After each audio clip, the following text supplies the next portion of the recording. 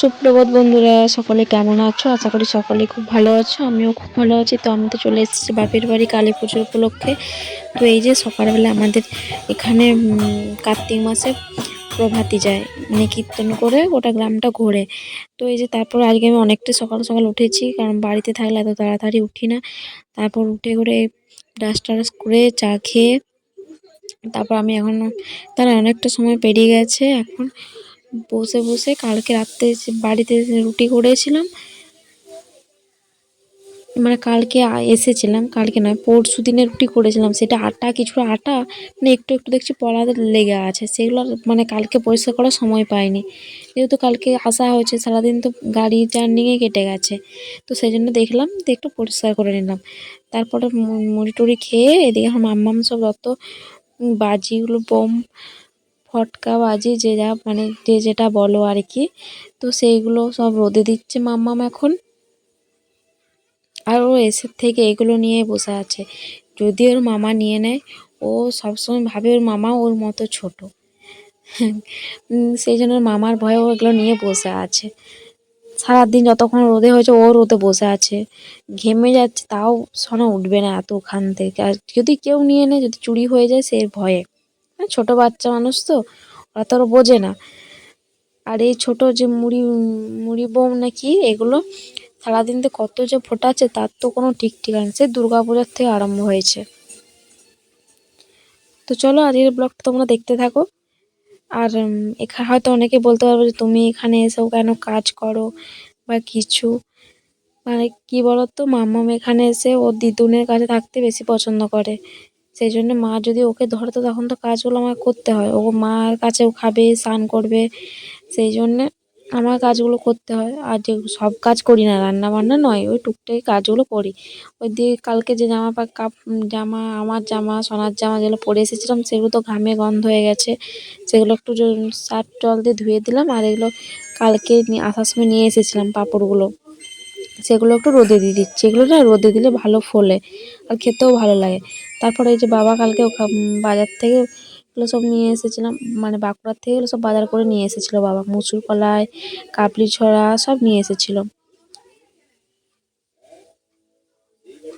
দিয়ে এগুলো সেগুলো সব জারে আবার ভর্তি করে রেখে দিচ্ছি। মা বলে এগুলো ভর্তি করে দে, নাহলে পিঁমড়ে ধরে যায়। সেগুলো আমি সব জারে জারে ভর্তি করে দিচ্ছি। আর চার দিয়ে দেখছো বোম ফেলা আছে, আর মা এদিকে সব বাগাচ্ছে।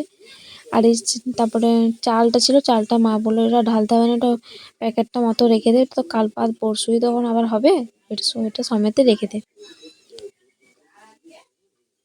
আর এই যে পাঁচ ফোড়নগুলো ডিবায় অনেকগুলো যেন আছে। আর এই বর্ষাকালে না পাঁচ ফোড়ন, শুকনো লঙ্কা এগুলো কেমন যেন একটু হয়ে যায়, সেই জন্য একটু রোদে দিলে ভালো থাকে। তো ওগুলো ঢেলে রোদে দিয়ে দিলাম, আর প্যাকেটেরটা ঢাললাম না। তারপরে এই যে তরকার কলাই এগুলো বাবা নিয়ে আসে, কারণ বাবা রুটির সাথে তরকা খেতে মানে খেতে পছন্দ করে আর কি, সেই জন্য বাবা নিয়ে আসে বাঁকুড়ার থেকে। ওই প্যাকেটে পাওয়া যায়, সেটাও যারা ঢেলে রেখে দিলাম। তারপর আটা ছিল, আটাটাও ঢেলে রেখে দিলাম। আর এদিকে মা রোদে দিয়েছে, বড়ি রোদে দিয়েছে। আর এই পাঁচফোড়নটা তো তোমরা দেখলে আমি ঢেলে বাটিয়ে রাখলাম, এগুলো রোদে দিয়েছে। আর এই পাঁপড়গুলো, তারপর তেল মা বললো তেলের জার এটার থেকে ওটাতে ঢেলে রেখে দে, সেটা আবার রান্নার জন্য জার কিনে ওটার থেকে নিয়ে নিয়ে রান্না করা যায় না, বোতলে সেজন্য ঢেলে দিলাম। তারপর এগুলো মা সব বাসন টাসন ধুয়ে রেখেছিল, সেগুলো আমি একটু উপর করে দিচ্ছি। জল ঝরে গেছে, সব আবার গুছিয়ে এখানে এখানে সব থাকে, তো এখানে আবার গুছিয়ে গুছিয়ে রেখে দিচ্ছি। মাম্মাম নেই, মাম্মাম গেছে মায়ের সাথে বড় মাদের বাড়ি ঘুরতে, সেই জন্য আমি কাজগুলো করে দিচ্ছি। আর এদিকে ম্যাগি ছিল 3 প্যাকেট, সেই জন্য এখানে সব গুছিয়ে রেখে দিচ্ছি এখানটাতে।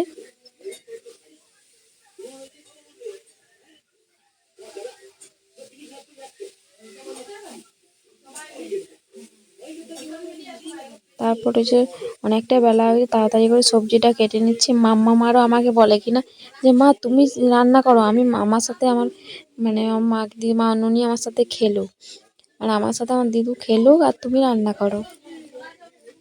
তা আমি বলি কেন যে আমি রান্না করতে পারবো না, আমি সব কাজ করতে পারবো, আমি সব জায়গায় যে কি আমি রান্নাই করবো বলো? আমারও তো একটু মনে হয় যে আমিও খেয়ে দিয়ে একটু ঘুমোই, তাই না? সব বাঁকুড়াতে তো আমি সারাদিন হায়রান হয়ে যাই, মানে মেয়েকে সামলাতেই আমি hayরান হয়ে যাই, তাছাড়া এমনি কোনো কাজ থাকে না তো।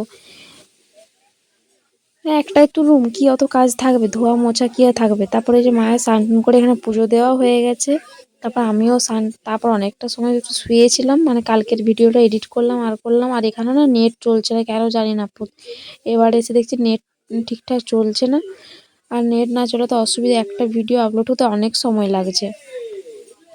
তারপর এই যে মায়ের কাপড়টা ছিল মেলে দিলাম। আর এই যে দুপুরে রান্না হয়েছে শাক ভাজা, বেগুন ভাজা, পেঁপে ভাজা, ফুলকপি আলু তরকারি, টমেটোর চাটনি। তো এখন বাজে সন্ধে 6টা।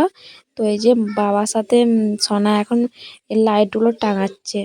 আর এই একটা লাইট, নতুন একটা লাইট কিনে নিয়ে এলো। মাম্মাম এত বোকা জানো তো, এই লাইটের ওই যে যে সবুজ লাল যেগুলো, ওগুলো ধরতে যাচ্ছে, ভাবছে ওগুলো ধরা যাবে, সেগুলোর পেছনে পেছনে ছুটছে। দেখেছো?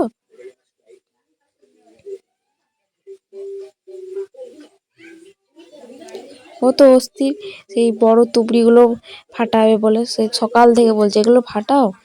দিয়ে আবার বাবা এখন একটা তুবড়ি, ছোট তুবড়িগুলো একটা জেলে দিল। আর এই যে লাইটটা বন্ধ করলে দেখো কি সুন্দর লাগছে দেখতে, মানে ক্যামেরাতে এত সুন্দর আসছে না, কিন্তু সামনাসামনি খুব সুন্দর লাগছে দেখতে।